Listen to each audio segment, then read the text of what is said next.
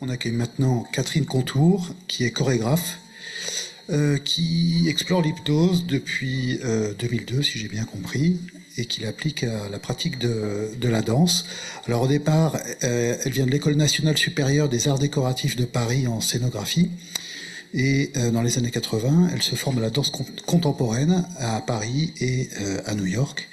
Elle va nous présenter son travail qui a donné lieu à la création d'une sorte de laboratoire, de ce que j'ai compris, laboratoire mobile, qui s'appelle Les Bains, qui regroupe plusieurs artistes, enseignants et enseignantes, des chercheurs et des chercheuses, et qui utilisent la transe hypnotique à des fins créatives, si j'ai bien compris. C'est ça? C'est ce que j'ai trouvé. Très bien.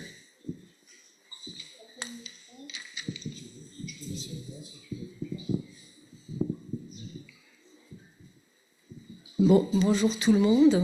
Je pose mon téléphone pour juste avoir l'heure. Merci pour l'accueil ici et l'invitation d'Antoine Bioy par rapport à offrir cet espace de parole pour pouvoir partager une aventure qui se poursuit maintenant depuis pas mal d'années et plus spécifiquement dans la relation à l'hypnose depuis une vingtaine d'années. Juste, je fais une petite parenthèse, donc je n'ai pas de PowerPoint, donc je vais me démultiplier peut-être, mais si cette image, elle est pour vous gênante, on peut la changer. Est-ce que ça va? Ça va? Bon, si ça vous entraîne ailleurs, on se retrouvera à la fin. Juste par rapport à tout cet ensemble de communication passionnante qu'on a depuis ce matin, c'était amusant pour moi de percevoir comment il y avait des liens multiples, évidemment, et particulièrement, ça m'a amusé juste avant, là, ce druide du futur, parce que j'arrive d'un pays des druides, au fin fond du vrai pays des druides, où il y a peu se fêtaient les gras, donc un carnaval.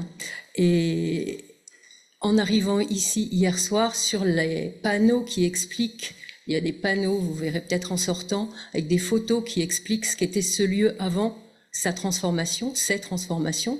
Et en fait, j'ai appris que la rue d'à côté, la rue Montjoie, était l'endroit où se réunissaient les druides pour élire le druide suprême une fois par an, et que c'était un lieu pour protéger le pays, donc le mot lui-même étant dérivé visiblement de quelque chose qui signifie protéger le pays. Donc les druides sont finalement parmi nous, et dans le rapport à la transe, aux substances, il y a des liens qui s'amusent comme ça à circuler. Et ce geste-là que je fais, il va aussi correspondre à ma parole, c'est-à-dire que je rejoins peut-être un autre rapport à la parole que celui qu'on a quand on est universitaire, ou je ne sais pas, en tout cas qu'on a un PowerPoint et qu'on déroule un certain nombre de points. Ma parole, elle vient plutôt donc d'une pratique chorégraphique, d'une pratique dansée, je dirais même plutôt, et elle est très erratique. Et elle a quelque chose à voir avec la danse serpentine, d'une certaine Loy Fuller, sachant que cette danse serpentine, c'est justement quelque chose qui n'est pas linéaire, qui ne va pas direct et rapidement à un point, mais qui prend le temps, un temps qui pour moi est important et qu'on convoque dans le travail qu'on fait, je vais y revenir, qui est ce temps kairos où à la fois on en profite, on prend son temps et par moments surgissent la sérendipité ou des choses qui nous surprennent. On parlait de la surprise, moi je préfère parler de surprise, et avec lesquelles on est un petit peu en arrêt et puis on se familiarise. Donc il y a aussi quelque chose de cette répétition qui pour moi correspond plutôt à se familiariser avec des choses auxquelles on n'a pas été préparé ou qu'on ne nous a pas enseigné ou qu'on n'a pas pratiqué avant. Donc je fais ce petit préambule juste pour dire que si vous avez l'impression que je me perds, eh ben ça fait partie du jeu, c'est un style. Voilà. Mais en même temps, à la fin, des choses se sont dites, et peut-être au-delà des choses qui se sont dites, peut-être des choses se sont partagées et vous aurez peut-être perçu ce que je n'aurais pas dit, ce qui serait le plus fabuleux pour nous, pour moi. Donc je prends la parole donc en tant que Catherine Contour, et je leur fais un petit coucou.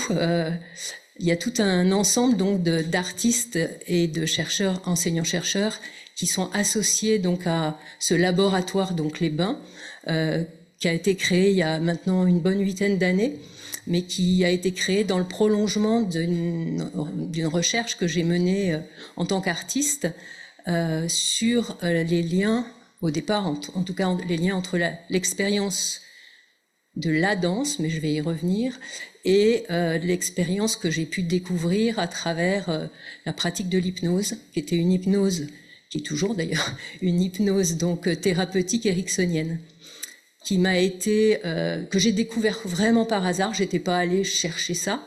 Je l'ai découvert par hasard dans une salle des fêtes en Ariège, où le docteur Jean Becchio donnait une conférence sur l'hypnose. Et toutes les personnes du village étaient là, rassemblées, plus des touristes, plus les stagiaires dont je faisais partie, qui étaient non pas là pour l'hypnose, peut-être je vais l'arsener, mais peut-être plutôt pour un travail énergétique qui s'appelle le Qigong, que j'imagine beaucoup d'entre vous connaissent, mais peut-être pas. Et Jean Becchio faisait l'accompagnement théorique, puisqu'il est aussi acupuncteur et qui connaît bien certaines théories qui accompagnent ces pratiques-là, et il l'accompagnait donc sur un champ plus théorique. Il n'était pas là pour l'hypnose.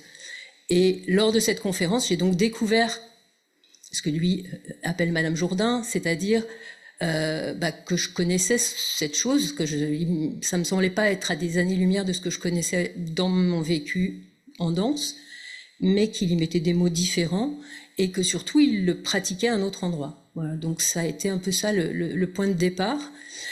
Je mettais des guillemets au mot danse, parce qu'un petit peu comme vous pouvez peut-être être habitué à l'entendre dans vos différents domaines, il y a des danses, il y a des pensées de la danse, il y a des manières de s'engager dans cette danse. On parlait d'autres cultures, donc moi je suis, comme vous le voyez, plutôt d'une culture d'ici, je parle français, je suis voilà, un petit peu mélangée quand même, comme beaucoup le sont ici. Et l'ensemble des artistes avec lesquels je travaille, qui ont rejoint ce groupe de recherche, on a tous un peu cette même origine. Et à un moment donné, parce que je transmets aussi beaucoup, donc depuis 20 ans, c'est aussi dans la transmission que se déploie ce travail d'expérimentation, d'exploration. J'ai rencontré des gens d'autres cultures, et c'était vraiment riche et intéressant d'observer comment moi je devenais pas chamane avec des tambours, avec des plumes partout. Eux, ils étaient ce qu'ils étaient, et on arrivait quand même à finalement percevoir dans les pratiques qu'on partageait qu'il y avait du commun, et puis ça a été dit 1000 fois ce matin, mais aussi du différent. Et ça m'a confortée aussi dans le fait de me dire, mais oui, ça m'intéresse vraiment d'aller interroger cette forme de transe, le mot est dit, qui est la transe hypnotique, en relation avec ma pratique de danse, qui est pas... Il y aura une communication en lien avec la danse classique, ça m'intéresse beaucoup, ou d'autres danses, on parlait ce matin de la tarentelle ou des choses comme ça, mais comment, depuis le champ de la danse contemporaine, pareil contemporaine avec des guillemets, et surtout l'histoire telle que moi je l'ai traversée, elle venait finalement trouver dans cette rencontre avec la technique hypnotique des éléments qui confortaient, ou qui confortaient des expériences vécues, ou qui venaient interroger ou réinterroger, et qui me semblaient vraiment pouvoir voilà, nourrir toute une démarche de recherche et d'exploration. Elle est passée par des tas d'étapes, donc je ne vais pas vous faire tout cet historique-là, je pense que ce n'est pas ce qui va nous intéresser le plus ici. Je m'aperçois que je tourne beaucoup, mais c'est la lumière qui est forte par là, donc je mets aussi un peu par là, c'est l'ombre. Ça continue. Alors je dis et je parlais de cet ensemble de recherches, donc, qui, pour certaines, sont en train de m'écouter. Je donnerai la parole à l'une de ces danseurs, danseuses qui participent à ce laboratoire, pour que ce soit pas ma parole unique qui témoigne de ce qu'on fait ensemble. j'ai la parole de tout le monde, mais là, ça prendrait beaucoup de temps. Voilà, j'ai tiré au sort, qui est une des pratiques que j'adore, pour régler et résoudre la question rapidement et en me disant, si je suis bien concentrée, ça sera la bonne personne. Bon, donc on l'entendra un peu plus tard. Et puis je vous montrerai aussi quand même un court extrait. Ça sonne? C'est déjà l'heure? Ou c'est pour se réveiller de la sieste? Ça va? Bon, le signal, c'est OK. Donc, un court film, un court extrait de film, qui est un film qu'on est en train qui est en cours d'écriture et de montage. Tout a été déjà filmé, qui est un film justement sur le travail de ce laboratoire. Ce sera un court extrait. Et le paradoxe est que ce film, il est tourné en plein air, dans la Drôme, en pleine nature, mais qu'on pratique de jour, aussi de nuit parfois. Enfin voilà, les pratiques sont multiples. Et ce passage-là, c'est la nuit. Et donc l'éclairage qui est celui des phares de ma voiture, qui d'ailleurs, voilà, elle s'est arrêtée après, pourrait donner à ces images quelque chose de spectaculaire au sens comme un éclairage de spectacle, ce qui n'est pas du tout le cas. Dans en tout cas la manière dont il y avait personne, c'était pas un spectacle, c'était juste une situation de nuit qui nécessitait d'être un peu éclairée pour Mathieu Bouvier qui filmait et qui avait besoin qu'il y ait un peu de lumière. Voilà. Donc je précise juste ça parce que justement l'un des éléments importants pour moi a été à un moment donné de quitter cet endroit du spectacle. Je mets des guillemets, du spectacle de danse. En particulier, mais spectacle aussi au sens large, parce que voilà, la question de la société du spectacle, des propos d'un certain Debord, des situationnistes, mais aussi d'autres propos d'artistes envers lesquels j'étais davantage attirée, m'ont fait me questionner sur mais c'est quoi ce dispositif du spectacle. Et le paradoxe, vous allez voir la spirale, enfin ou le mouvement, je ne sais pas si c'est l'hémiscate, c'est ce que j'ai retrouvé dans l'hypnose. J'ai dit, mais c'est un dispositif, c'est exactement la base, comme une espèce de cellule première de ce dispositif-là. Sauf qu'au moment où j'ai pensé ça, je n'avais pas encore tout à fait saisi ce qui était en jeu dans l'hypnose. Je me disais, il y en a un qui explique à l'autre, donc il fait un show, et puis l'autre, il est spectateur. Donc c'est pas du tout ce qui se joue dans cette relation, mais ça m'a attirée en me permettant de re-questionner c'est quoi cette relation, que j'avais déjà questionné à travers un gros projet chorégraphique qui s'appelait Chambre, et qui pendant 5 ans s'est déployé dans des chambres d'hôtel, avec l'idée de questionner ce que c'est que cette ligne de démarcation, justement là, par exemple, entre la scène, les artistes, et puis la salle, les autres, le public, quand c'est pas mon public. Donc cette question-là, elle m'avait amené à se dire, ok, dans une chambre d'hôtel, il y avait d'autres motivations que celle-là, mais entre autres, dans une chambre d'hôtel, c'est quoi comment ça se... Est-ce que ça serait pas quelque chose, si on n'indique pas qu'il y a un trait, moi d'un côté, vous de l'autre, est-ce que ce serait pas quelque chose à négocier? Et que cette négociation, pour moi, elle fait partie de la danse. Et qui se joue aussi dans le rapport... me semble-t-il, en tout cas, il m'a semblé le rencontrer dans des questions qui se posaient dans les supervisions que j'ai suivies après ma formation à l'hypnose de la part des thérapeutes. C'est-à-dire comment cette danse, et le modèle de danse qui était le plus souvent cité pour ces questions-là, c'est le tango. Donc moi, je fais un peu de tango, mais pas professionnellement, mais effectivement, dans tout ce qui se joue dans cet antre et dans cet ensemble que propose une danse comme le tango. La danse contemporaine, donc dans laquelle moi je m'inscris, c'est encore un mot étrange à questionner, elle a cette particularité en fait de déployer un ensemble, mais d'une richesse incroyable d'expériences dans les studios, et qui parfois ne sont pas visibles du tout de mon point de vue quand on n'est que spectateur ou spectatrice de spectacles de danse. Et donc je me suis dit quelle forme ou comment on peut inventer ou créer des formes qui permettraient de partager ça sans que ce soit studio ouvert où je vais faire de la pédagogie sur comment on fait les choses, mais de se mettre ensemble dans un même bain. Donc le mot bain et tous les termes qui ensuite sont nés de cette réflexion ont à voir avec le fluide, la fluidité, le flow, diraient certains. Mais cette notion même de l'eau, ce matin, j'ai été attrapée par le verre d'eau, parce que justement, on travaille avec les verres d'eau, et dans ces changements de direction, de dimension et d'échelle, qui fait qu'un verre d'eau peut devenir, voilà, bien plus qu'un verre d'eau, et on peut aller se baigner dans un verre d'eau. Donc je continue à serpenter, mais il y a un autre grand lien pour moi, je reviendrai à la danse juste après, qui est ma connaissance, mon approche du Japon, de la culture japonaise, de pratiques qui se déploient là-bas, puisque la dimension énergétique est quelque chose qui m'a très tôt intéressée dans la danse, plus l'aspect énergétique, je dirais, que l'aspect formel de la danse.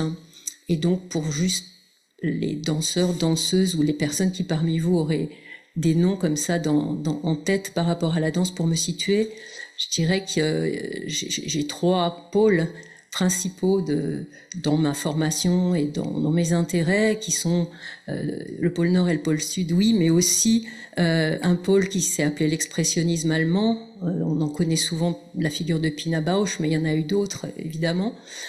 Le pôle plutôt américain, et particulièrement la release technique, donc d'une certaine Trisha Brown, qui justement était dans le fait de pouvoir laisser le mouvement laisser se faire le mouvement avec un minimum de muscles, de vouloir d'utiliser le poids, le rebond, d'être dans quelque chose qui, voilà, release technique, et qui a aussi proposé des danses dans d'autres postures que celle debout, et en particulier celle allongée, sachant que cette notion d'horizontalité, elle m'intéresse. Et puis de l'autre côté, à l'Est, donc principalement le Japon, et aussi parce que au Japon, moi j'ai découvert le travail et pratiqué avec Min Tanaka, Kazuo Ono, qui sont peut-être des noms qui vous disent quelque chose ou pas, mais je vous invite à aller découvrir si c'est pas le cas. Et ce qu'on appelle la danse Buto. Et là aussi, ce qui m'a intéressé, c'est bien sûr les formes spectaculaires de ça, mais surtout le travail en studio qui génère ces formes-là, et la manière dont est mis en mouvement l'imagination pour que adviennent ces formes de danse. Et je me trouvais là, pour le coup, des fois complètement tétanisée par des injonctions, où il fallait que ça vienne, il fallait que ça surgisse, et que moi je devais rien faire, sauf que rien ne surgissait, j'étais dans une hyper tension, enfin j'étais pas la seule, et rien ne surgissait, et quand par miracle un truc arrivait, c'était mais je pourrais jamais le refaire, je sais pas d'où ça vient, je sais pas ce qui se passe, etc. Et là, quand j'ai découvert la technique hypnose, je me suis dit mais en fait, si j'utilise cette technique, peut-être que ces choses-là peuvent arriver de nouveau. Donc ces choses-là étant le surgissement d'un geste que je ne contrôle pas, ou que j'ai pas décidé, et je me suis donc intéressée à ce qu'on appelle les mouvements non volontaires, parce que quand on observe, ça fait partie aussi du travail d'observer les signes de transe, comment la transe évolue dans le corps de l'autre, et je me suis dit mais en fait on est aussi tout le temps dans ce rapport-là de percevoir le rythme respiratoire, de s'accorder ou pas, d'observer une déglutition, de voir comment le corps il réagit, il vit à des tas de stimuli, et comment le fait d'alimenter par la parole va amener peut-être à ce que ces gestes, ou ces micro-gestes plutôt, se développent. Et donc ça a été un peu le point de départ de ce travail, ça a été d'observer ces micro-gestes et de se dire, travaillons à cet endroit-là de comment la parole, évidemment, elle accompagne et elle permet de rentrer dans un mouvement d'imaginer, mais que cet imaginaire, comme le propose Kazuo Ono, il est extrêmement incarné. Milton Erickson aussi, hein, mais là je parle de Kazuo Ono, donc... quelqu'un parlait d'un diaphragme poreux tout à l'heure, me semble-t-il. Et donc oui, par exemple, le diaphragme, alors il va vous donner une image, vous êtes là et vous allez danser comme la raie qui s'élève, enfin voilà, du fond de l'eau. Alors tout le monde fait la raie, ok. Sauf que c'est pas ça du tout dont il est question. C'est pas de mimer une raie, ou l'idée qu'on s'en fait, ou de recréer l'image de cette raie, mais c'est de vivre. Alors, il y en a, ils vivent ça aujourd'hui, mais à l'époque, c'était moins moins connu et moins médiatisé ou moins à la mode, mais être raie, c'était effectivement comment notre diaphragme, il pouvait aller se poser au fond d'un océan. C'était très organique. Et puis comment il pouvait ensuite se passer quelque chose de l'ordre d'un mouvement.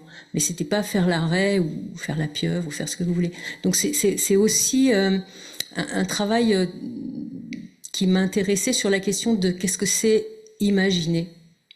On se dit bah oui, imaginer, j'imagine, et d'observer qu'imaginer, ça pouvait prendre des formes tellement différentes pour chacun, chacune, en relation avec nos différents canaux sensoriels, mais aussi avec, on parlait ce matin aussi ou tout à l'heure de nos cultures et de ce qui se met en mouvement en nous quand on nous invite à imaginer. Donc j'ai pris pas mal de temps, et avec les danseurs, danseuses, pour interroger ça et m'apercevoir que dans la manière de les accompagner, eh ben, selon ce que je proposais d'imaginer, les corps se mettaient pas du tout en mouvement de la même manière. Et ça m'a permis non pas de guider, mais continuer à accompagner cette diversité de manières d'entrer dans ce mouvement de l'imagination. Donc, imaginez, si je vous propose juste un instant, puisque ça a été le propos tout à l'heure, d'imaginer une forêt. Qu'est-ce qui se passe en vous ?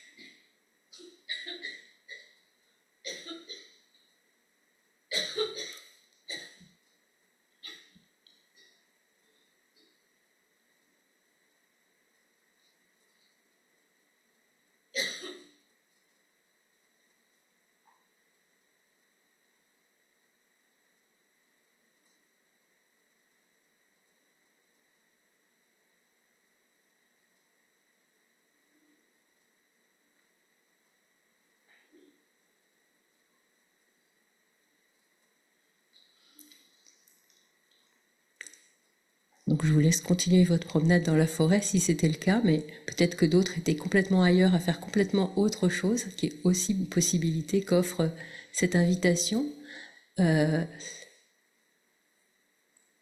Est-ce que c'est une forêt ?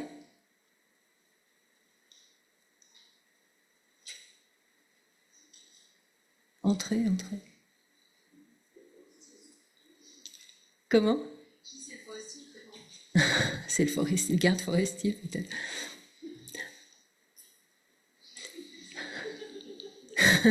On vous attendait.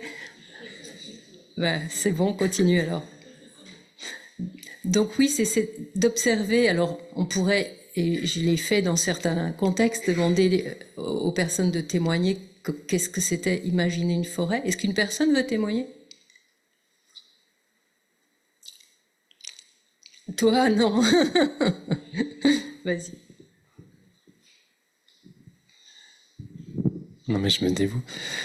Pour moi, c'était assez difficile dans ce contexte-là d'aller tout de suite vers l'imaginaire. Et du coup, c'était plutôt des souvenirs de balades récentes en forêt qui sont venus. Et du coup, un peu tranquille, un peu de l'odeur, mais aussi beaucoup de conversation. Parce que j'y suis pas allé tout seul. Bon, oui.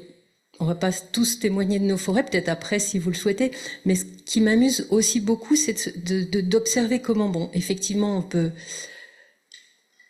être, parce que Catherine a dit, imaginez une forêt, je dois trouver quelle est ma forêt. On peut aussi se laisser juste imprégner de ce mot et raisonner et jouer. Ça peut être un jeu sur les mots. Forêt, il y en a, ils ont des perceuses. Ça peut être finalement... fort-est, on joue beaucoup sur les mots aussi, mais ça peut être une odeur, une sensation sous les pieds, ça peut être une collection de forêts qui défilent comme des possibilités, des choses qui viennent se télescoper, ça peut aller très très vite. Il y a des forêts qui vont très très vite, d'autres, forêt, j'y suis. C'est tous ces rythmes et toute cette incroyable variété d'expériences que simplement un mot peut provoquer, ben c'est ce qui est un peu à la base du travail chorégraphique qu'on mène avec l'outil hypnotique. L'outil hypnotique, c'est le terme que j'ai donné. Plus longuement, ça s'appelle l'outil hypnotique pour la création, que j'ai donné à ces pratiques qu'on développe au sein du laboratoire, pour arriver aujourd'hui aussi à une autre terminologie vers laquelle je vais aller après, qui s'appelle un danser brut. Donc l'outil hypnotique pour la création, c'est effectivement un outil qui est comme un couteau suisse, multi.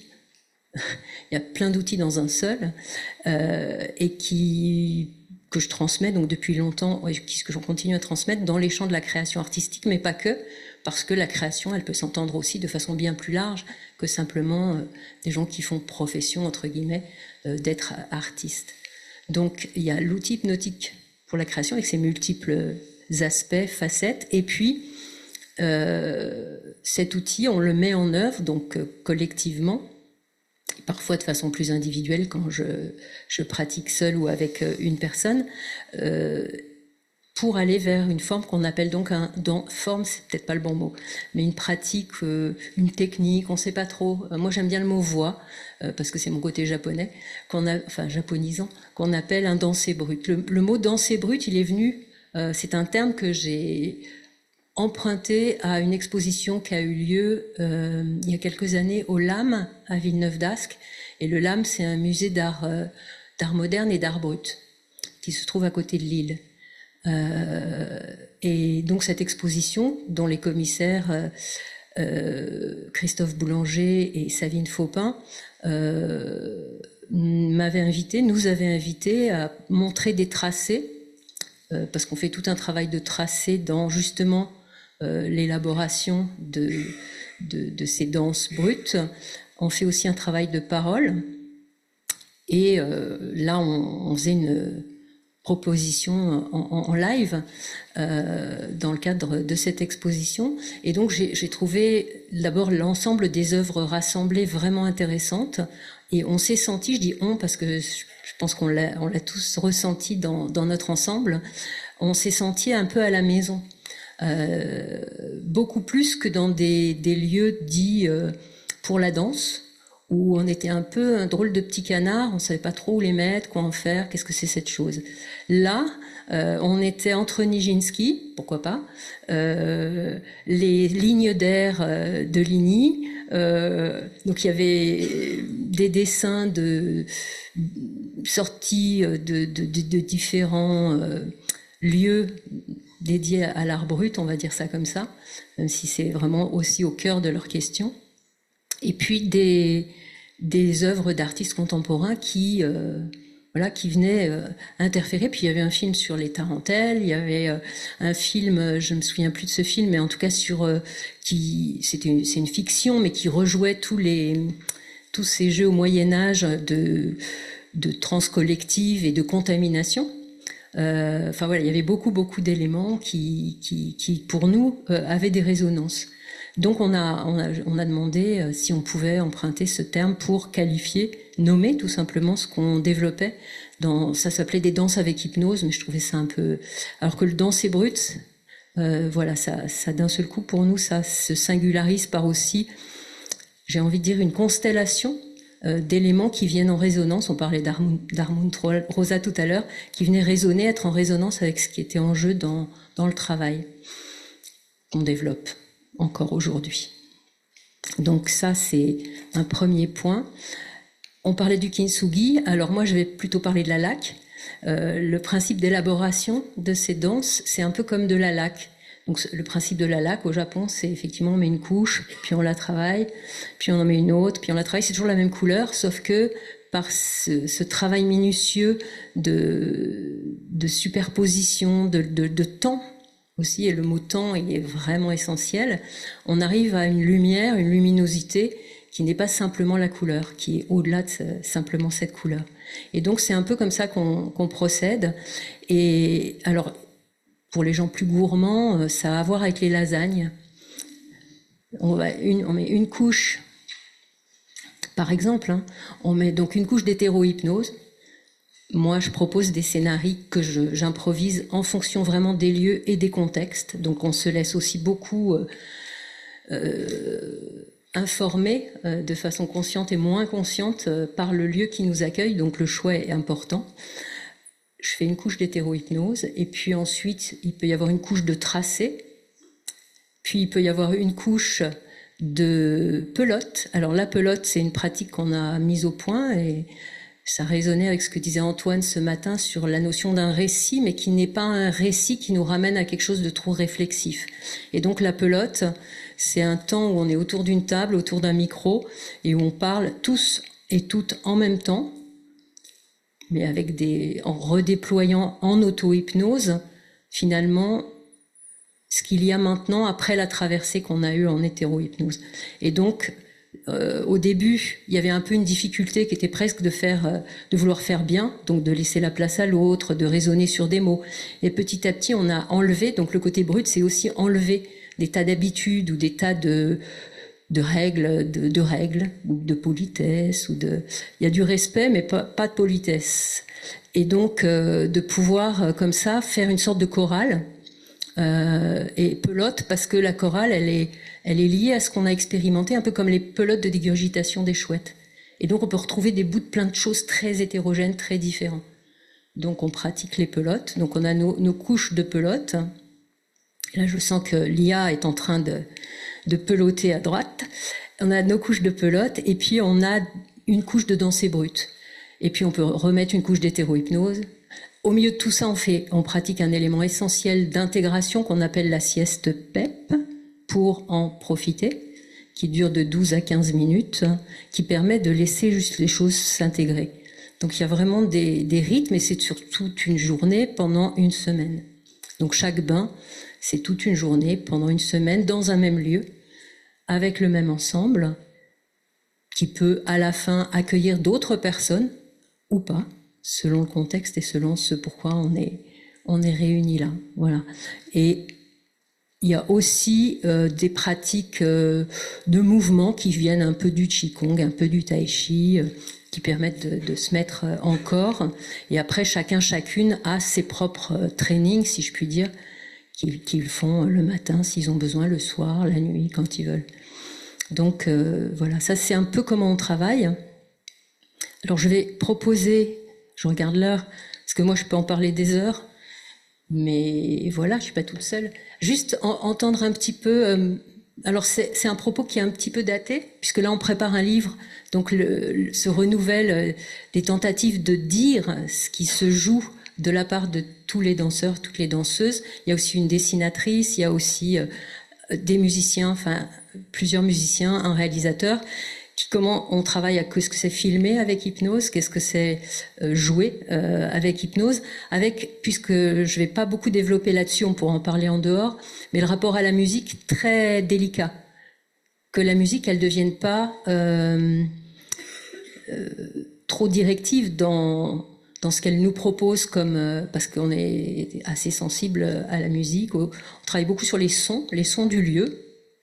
Donc John Cage est pas loin. Moi, je suis très adepte de la pensée de John Cage. Si vous connaissez pas, je vous invite à aller écouter le bruit de votre frigo.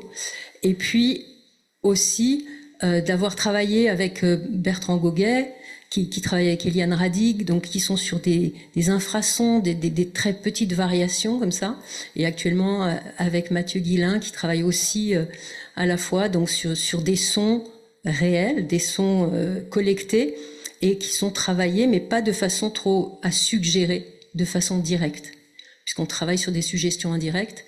Donc si d'un seul coup le son il vient plaquer une sorte de suggestion très directe, alors tout le reste bascule on n'a plus ce choix de circuler entre différents appuis.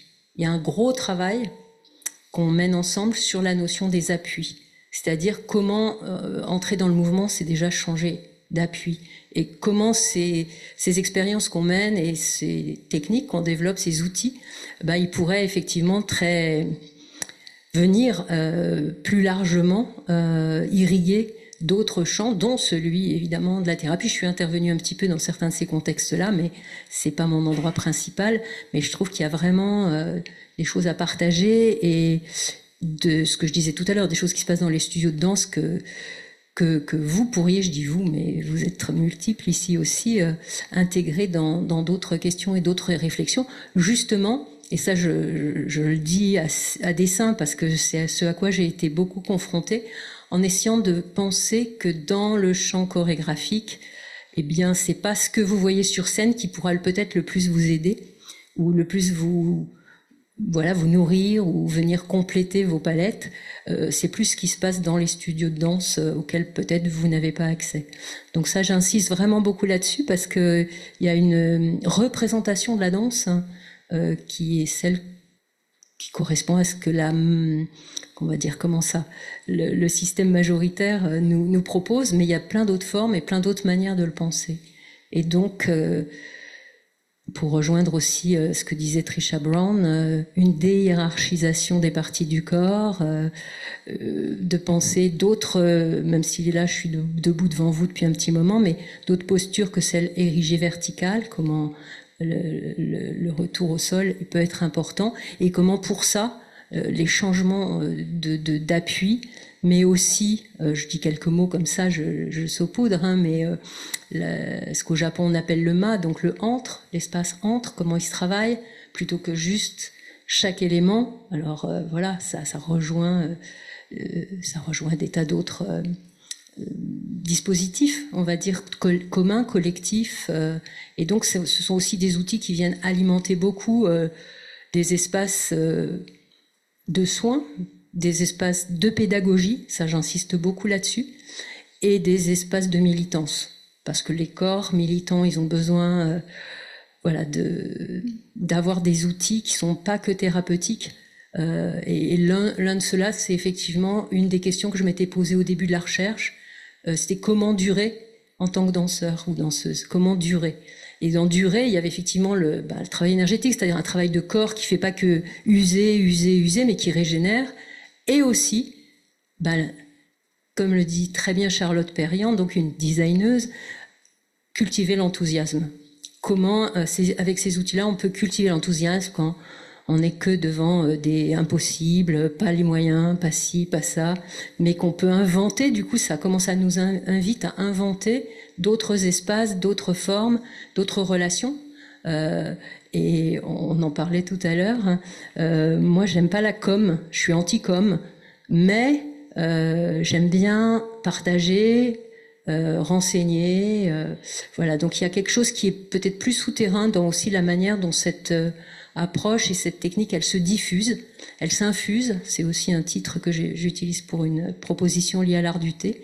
Elle infuse et aussi il y a le côté spongieux et toujours cette humidité où on ne sait pas comment, mais les choses, elles circulent et elles se retrouvent par moments à tel endroit, telle personne. Et il y a vraiment une sorte de terreau comme ça qui s'enrichit de cette pratique-là sans qu'il soit nécessaire de la surcommuniquer ou d'être la publicité de soi-même tout le temps. Voilà, bon, c'est une petite parenthèse. Je veux bien qu'on écoute, si c'est encore possible, écoutons Marie-Lise, si c'est possible. Marie-Lise No, elle se présente elle-même, mais j'espère, Marie-Lise, que tu nous écoutes et que tu m'en veux pas. Bonjour à tous, je suis Marie-Lise No et je vous parle depuis Lyon.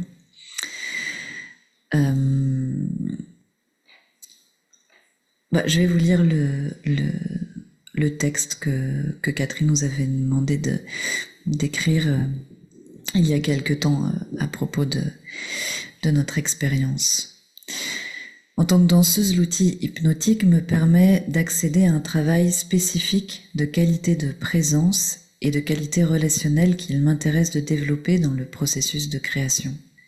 C'est chercher un corps dansant dans l'espace qui ne s'impose pas, mais qui révèle et se propose comme interface entre réel et imaginaire. C'est relier les processus de perception et de projection, tous deux actifs dans mon corps. Une telle disposition au mouvement, à la fois ouverte et exigeante, est rarement sollicitée en tant que telle dans les processus de création ordinaires qui mettent souvent le danseur et le chorégraphe plus directement en quête de matière. Ici, par l'utilisation des outils, qui me permettent de me servir du processus naturel d'auto-hypnose, je peux déjouer le mouvement volontaire, les automatismes du corps et les enjeux de production et de réalisation du mouvement pour ouvrir le corps à une danse à la fois libre et ténue. Mon corps peut se relier à ses ressources conscientes et non conscientes de mémoire, d'imaginaire, d'histoire, d'espace, de structure, d'adaptabilité, de malléabilité, et que cela puisse s'offrir d'une certaine manière et trouver un écho chez celui qui se trouve en présence de ces danses. C'est important pour moi et engageant de retrouver le groupe d'artistes chercheurs que nous formons et d'avoir en commun cet outil précis. Cela nous permet de déjouer le simple tissage des volontés individuelles pour travailler autrement l'espace commun de création. C'est un espace de collaboration inédit où profiter de la déhiérarchisation des sensations pour laisser se déployer un autre potentiel créateur du corps. Nous travaillons ainsi à la croisée des multiples espaces qui nous constituent, une matière dense et instable dans les corps et entre les corps, qui s'enrichit par strates et dans le temps. J'ai pu éprouver aussi combien cette densité est manifeste en présence de spectateurs, et ce processus qui induit une autre relation au corps dansant me donne envie de continuer à chercher sur les modalités de présence et d'écoute que nous pouvons ainsi proposer au public. Tout cela donne beaucoup de sens au fait de faire advenir une danse en relation avec des partenaires dans un lieu donné et en présence d'un certain nombre de personnes, conviées ou de passage. Et peut-être on peut regarder maintenant quelques images dont je parlais tout à l'heure, de ces images, donc de ce film en cours, filmé la nuit à la lumière des phares de ma voiture. Bon, c'est un rush brut qui aurait gagné à être un peu moins éclairé. Mais voilà, c'est pas pour dire c'est ça, c'est dense, mais c'est une forme que ça prend à un moment donné, et surtout ce qu'on a observé justement, et l'intérêt pour moi après avoir beaucoup travaillé sur des danseurs ou des danseuses en seul, il y en a que ça a endormi, c'est belle, de pouvoir voir comment dans un ensemble, qu'est-ce qui se passait dans un ensemble. Et c'est vraiment là que pour moi ça a été très étonnant de voir à quel point quelque chose circule entre les corps et comment il y a des résonances, comment il y a des contaminations, alors qu'ils savent pas que c'est en train de se passer au même moment. Il y a vraiment des mouvements et ça a à voir pour moi avec vraiment les nuages. Comment ça se passe dans les nuages. Donc il y a vraiment, je parlais de l'eau, c'est encore une forme de l'eau, mais voilà, le travail, il se relie, je parle souvent des nuages en fait, mais pas des nuages dans le sens éthérique, mais aussi dans comment le cycle en fait, voilà, c'est tout le temps en mouvement et comment ça se transforme et comment, voilà, ça devient dense, ça devient léger, il y a des tas d'alternances de qualités différentes de corps et de vitesse. Là, c'est assez lent. Ça a nécessité beaucoup de temps pour passer de la position assise de la pratique de l'hypnose déjà à se lever, avec beaucoup de précautions, parce qu'on se dit ah là là, non, ça y est, je perds, j'y suis plus. Petit à petit, on s'est dégagé de cette question-là. On s'est dit qu'on y était tout le temps, mais évidemment, on va moduler l'intensité de la transe. Elle se module et nous, on apprend à la moduler aussi. Et qu'après, on pouvait vraiment sentir les moments où on ne sait plus du tout et puis les moments où on sait un peu. Et c'est vraiment, on reprend cette image des dauphins. Enfin voilà, des moments où on plonge vraiment profond, puis ça remonte à la surface. Ah tiens, puis ça replonge. Il y a vraiment quelque chose de très ondulatoire aussi dans la manière dont l'énergie, elle se déploie sur des temps longs, parce que souvent on le pratique sur des temps longs, pour justement laisser ces mouvements se faire et se transformer, et aussi en relation étroite et très fine, dans une attention et une écoute, et une relation très fine avec le lieu, l'environnement, ses fantômes, ce qu'on veut, quoi. Enfin, tout ce qu'on peut en percevoir, et de se laisser contaminer, de se laisser traverser par ça, et donc de réoffrir en retour au lieu, à l'espace, aux gens, quelque chose de cette traversée. Donc ça a à voir effectivement avec la notion de transe, traversée à travers, d'être aussi médium, même si justement la forme n'est pas celle qu'on peut imaginer du médium, voilà, même si on s'intéresse et on s'est intéressé à d'autres époques, Il y avait Magdalene G tout à l'heure. Elle travaille beaucoup avec Pascal Rousseau, historien de l'art à la Sorbonne, et qui justement travaille beaucoup sur... Ouais, c'est vrai, hein, il est bien. Hein, voilà. Et le gros bouquin, voilà, Hypnose, et on collabore régulièrement, on transmet ensemble aussi, et voilà, il s'intéresse justement à toutes ces liaisons, à toutes ces relations à travers l'histoire entre art et hypnose. Après, à certains moments, ça s'appelait pas hypnose, mais enfin voilà, dans l'évolution de cette technique-là, art et hypnose. Donc je crois que je dois être déjà largement... On est pas mal? Ça va? Peut-être si vous avez des questions, parce que je peux en parler très longtemps encore. Il y a plein d'entrées possibles, mais peut-être que si ça répond pas à ce qui vous intéresse vous de façon prioritaire, ça vaut mieux le coup de vous passer la parole. Qui veut? Là, il y en a qui parlent. Alors je leur passe le micro. J'étais en train de transmettre la référence. Une fascinante histoire de l'art sous hypnose. Puis en tant que Nantais, il y a eu une exposition. Voilà, mais j'y ai dansé, vous n'êtes pas venu. Non, parce que c'était le Covid. Et on a fait un film. Il devait y avoir un colloque. Absolument. Avec des collègues, et c'est annulé. Et voilà. Et donc, je vous enverrai le film. Parce que nous, on a été dans le lieu en résidence. Et comme on n'a pas pu accueillir de public, on a fait un film. Okay. Dans l'expo Hypnose, au musée d'art de Nantes. Excusez-nous. Ouais, voilà. Non, mais il y a plein de liens. Donc, qui veut le micro? Allez. Je vous l'offre. Si vous êtes tout en haut, peut-être je ne vous vois pas. Pas de questions, non, mais ça fait genre le complice dans la salle. Je ne suis pas complice. On a parlé beaucoup de thérapie et d'art, et du coup, ça m'intéressait de savoir, à travers ces processus-là, l'impact que ça a, parce que même si c'est pas l'objectif, que toi ton objectif est artistique, ça m'intéressait de savoir comment les gens vivent ça avec vos bains à travers tous ces processus en termes de vie personnelle. Quoi. Alors, comment les gens le vivent, je ne sais pas. Je peux pas être à leur place.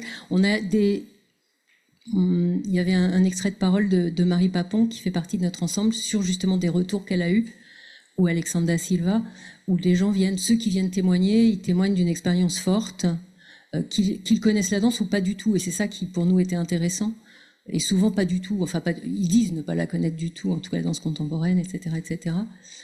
Parce qu'aussi ça se propose pas, je l'ai pas précisé, mais c'est comme presque sous-entendu, ça se propose pas dans des lieux de représentation, mais dans d'autres espaces, même si c'est en lien avec des lieux de programmation, mais c'est jamais, voilà. Sauf de temps en temps, plongé au noir, c'était dans un théâtre, mais un vieux théâtre à l'italienne où on n'a pas du tout utilisé cette relation scène-salle, mais le lieu dans son entier. Donc, beaucoup de gens témoignent qu'ils développent une forme de transe avec leurs mots à eux. Après, voilà, j'ai envie de dire, c'est comme à chaque fois que tu es devant ou en relation plutôt avec une proposition artistique, tu accroches plus ou moins. Mais ce que j'apprécie particulièrement, c'est qu'à la fin, les gens n'applaudissent pas. C'est-à-dire que ça développe pas ça. Au début un peu, où ils hésitent, mais petit à petit, d'être tranquille sur le fait que, ok, ce qu'on vient de partager ensemble, c'est peut-être pas un spectacle et qu'on n'est peut-être pas obligé de ce code-là. On laisse résonner, justement. Et il y a des gens qui mettent beaucoup de temps. Et ça me permet de dire un dernier truc qui me semble vraiment important, qui est très important dans les pratiques énergétiques, mais qui l'est aussi, de mon point de vue, dans les propositions artistiques, en tout cas, telles que nous, en tout cas, on les envisage. C'est ces 3 temps qui me semblent aussi essentiels dans le cadre sécurisé qu'on crée pour que se développe la transe. C'est qu'il y a la préparation, l'accueil, l'introduction, les différents termes, prologue. Il y a le moment où ça se déploie, et puis il y a la terminaison. Et alors pour moi, cet endroit-là de la terminaison, il est à travailler, mais de façon essentielle. Et justement, surtout, dans l'idée que peut-être des gens là ont développé des trans et qu'on ne peut pas les laisser comme ça sur le bord du chemin. Et c'est des discussions assez âpres que j'ai pu avoir avec un certain Joris Lacoste, qui est un ami qui avait fait le vrai spectacle. Voilà, et on avait eu, voilà, par Pascal Rousseau, on se connaît, on avait pas mal échangé, et j'étais pas d'accord avec la façon dont il terminait, dont il est. Enfin voilà, bon, je vais pas développer ça là, mais en tout cas cette pour moi, le cadre sécurisé, c'est ça aussi. C'est comment, voilà, il y a ce qui vient avant, il y a ce qui se déploie, mais ce qui est dans toute pratique, hein, et cette terminaison, qui peut prendre quelques secondes, qui peut être plus longue, qui peut être travaillée de telle ou telle manière, mais de prendre en compte le fait que si une transe s'est développée, une grosse, une moins grosse, une petite, eh ben, il y a un soin à apporter dans l'accompagnement à cette terminaison.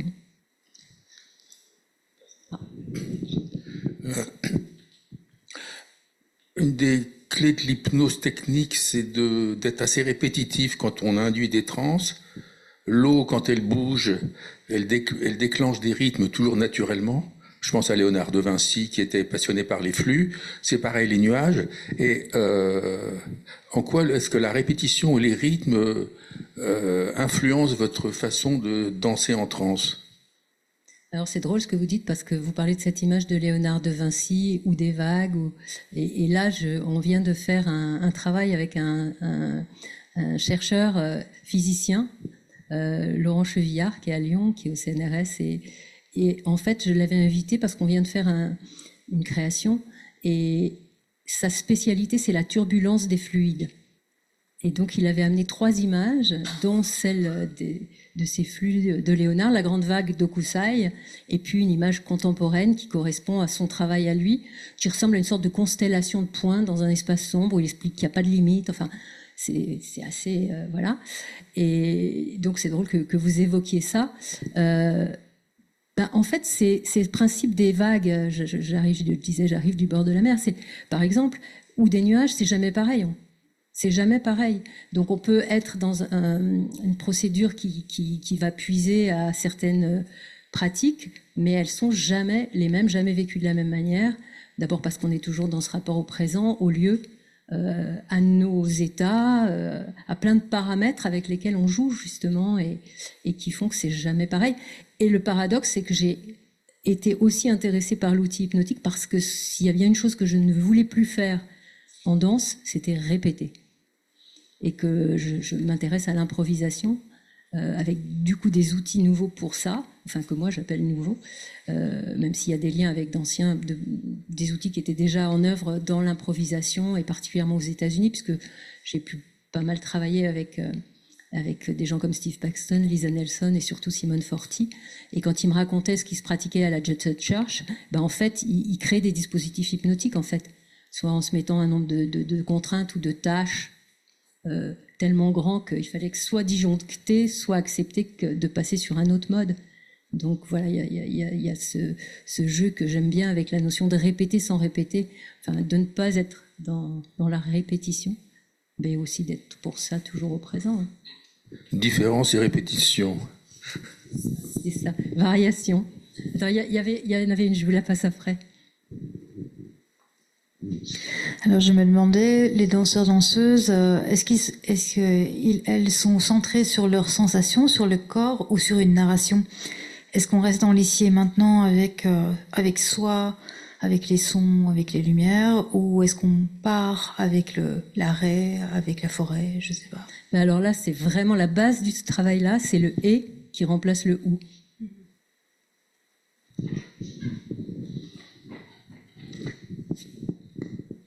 Juste, je m'interrogeais sur comment sont gérées les limites dans l'effort, dans le mouvement, comme vous parliez de corps usé, etc.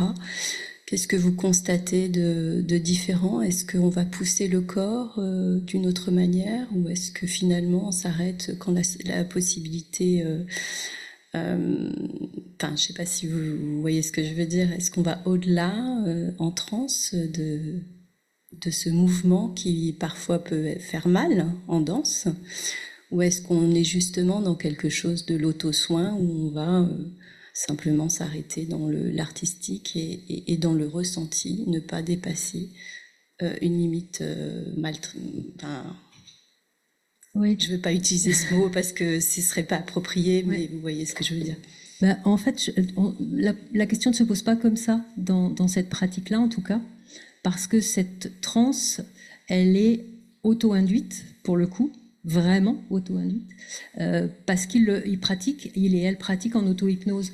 Donc, tout ce qui s'est élaboré dans ces strates d'hétérohypnose, il témoigne que c'est hyper agréable, hyper confortable, même si dedans, c'est un peu comme dans l'hypnose en thérapie, on peut traverser des zones de turbulence, mais au bout du compte, il n'y a pas de limite, au sens, on irait au-delà d'une limite. Il y a juste plein de possibles, et on joue, on circule, on se laisse vagabonder, errer, et en plus ensemble, ce qui est déjà un autre mode de relation, dans tous ces possibles-là. Et moi, je travaille beaucoup à réinjecter du contre-courant. Par exemple, quand je sens qu'ils vont un peu trop tous dans la même... Pof, je vais ramener dans l'hétérohypnose suivante des suggestions qui vont un peu contrarier ça, ou à des moments contraires. Enfin voilà, c'est vraiment un travail où on navigue à vue et ensemble. Donc il y a la traversée, si on aime faire du bateau, elle est toujours agréable, même quand il y a la tempête. Merci.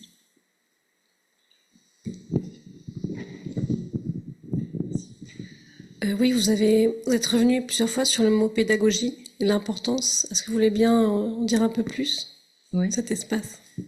Oui, c'est ça permet de justement penser la pédagogie comme c'était un peu décrit dans le travail de l'hypnose, comme une co-élaboration. Non pas comme un savoir qui viendrait, donc ça existe dans les pédagogies dites alternatives, mais pas comme un savoir qui viendrait et qui saurait pour quelqu'un qui ne saurait pas, mais de pouvoir voir comment ensemble on peut justement à l'écoute, comme une danse, je parlais du tango tout à l'heure, se mettre en mouvement ensemble et co-élaborer plutôt que de déverser un savoir. Bon, c'est un des points, mais là où de façon plus technique ça vient aider, c'est effectivement dans tout le travail qu'on peut faire sur l'utilisation du langage, verbal et non verbal, sur la façon de suspendre. Donc ça, c'est un mot essentiel dans le travail qu'on fait, c'est suspendre. On parlait de la suspension, donc en danse, la suspension, on sait bien ce que c'est. Et à ce propos, je fais encore une petite digression, une petite boucle, mais il y a un moment très important dans le kabuki, donc cette forme japonaise. On connaît le no, souvent il y a le kabuki. Dans le kabuki, il y a un moment essentiel. C'est un peu comme le moment où le toréador, il va piquer le taureau, où tout s'arrête et il y a des gens qui crient pour encourager et tout, et c'est un moment de suspension. Et donc, c'était bouger, il y a un moment d'arrêt, de suspension dans une certaine position, et là, mais très vite, il y a un changement, il y a des assistants qui arrivent, qui sont un peu pas trop visibles, et qui modifient le costume, tout est prévu pour, il faut défaire des trucs, remonter des trucs et tout, et en un tour de main, un tour de magie, à vue, tout est différent. Et c'est la suspension, et c'est le moment que tout le monde attend, c'est le high émotionnel du kabuki. Et je me suis dit, ah ouais, ça c'est une suspension. Je la connaissais en danse, la suspension, et du coup de pouvoir aussi travailler cette notion de suspension. On entendait ce matin comme c'est aussi pensé dans la relation à la technique hypnotique. Moi j'ai aussi beaucoup lu Roustan, d'ailleurs je suis allée voir ses archives à l'IMEC, j'en ai lu d'autres, Isabelle Stenger, Thierry Melchior, créer le réel, ça a été aussi une grosse inspiration. Quand on se dit, alors c'est vrai, c'est pas vrai, on s'en fiche, on crée le réel, on crée un réel, en tout cas, voilà. Donc voilà, il y a plein d'éléments comme ça qui viennent et qui peuvent nourrir, j'ai envie de dire, la pédagogie, au sens où aussi on s'autorise. Et je reviens sur Pascal Roustan, tiens, j'ai fait une nouvelle chimère, donc Pascal Rousseau, mais pourquoi pas, il connaît bien François Roustan, qui était de dire, par ce cheminement de l'hypnose, où on avait cette figure de l'hypnotiseur, souvent un homme, une jeune femme, souvent les cheveux lâchés, souvent voilà, un peu dévêtu, tout ça, dans toute cette imagerie, je parle pas que de la salpêtrière, mais on parlait de Magdalène, etc. Donc il y a souvent un homme, l'hypnotiseur, qui hypnotise, dans cette forme directe de l'hypnose, et puis de ce glissement, justement, de pouvoir se dire, voilà, il y a ce glissement vers s'autoriser, ce qu'invite à faire Milton Erickson, d'une certaine façon, s'autoriser. Et dans s'autoriser, il y a se rendre auteur. ou autrice de quelque chose. Donc comment ce travail de s'autoriser, c'est aussi justement, et ça fait le lien avec ce chemin vers de la transe hypnotique, en tout cas vers la création, c'est comment on devient auteur. Alors il y en a qui disent auteur de sa vie, auteur de sa danse, auteur de ce dont on a envie ou besoin d'être auteur, mais voilà, ce glissement-là de l'autorité à s'autoriser, c'est voilà, une proposition de Pascal Roustan que je vous laisse en guise de petite cerise à la fin de cette intervention, et je vous remercie et je remercie encore tous ceux qui l'ont rendu possible. Voilà. Mais on peut se parler après en dehors.